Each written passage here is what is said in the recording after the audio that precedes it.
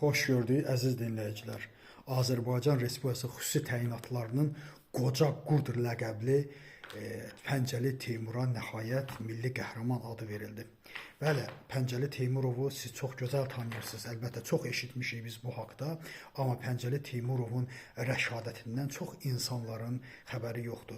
O 2016-cı ildə Tərtər istiqamətində, Talışın azad edilməsi istiqamətində gedən aprelin 3-də şəhid olmuşdu. Amma bununla bərabər Pəncəli Teymurovun ad-san qazanmasının ən böyük bariz nümunəsi mən məhz 2015-ci ildə Kəlbəcər istiqamətində kəşfiyyat diversiya apararaq düşmənin bir sıra artilleriyasını məhv etmiş və bununla bərabər 20 şəxsi heyətini də bizim qəhrəman əskərimiz məhv etmişdi.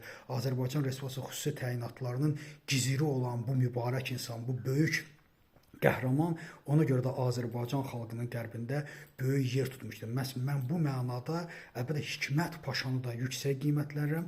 Çünki Hikmət Paşa məhz öz əskərlərini, öz canavarlarını heç vaxt tək qoymur və öz xüsusi ordusuna həmişə diqqət, qayğı göstərir. Mən düşünürəm ki, məhz onun təqdimatında da məhz prezidentə təqdim edilməsi və prezidentin də bu günlərdə məhz Zəfər Bayramı günü Azərbaycanın bu böyük rəşadətli qəhrəman oğluna milli qəhrəman adı verməsidir.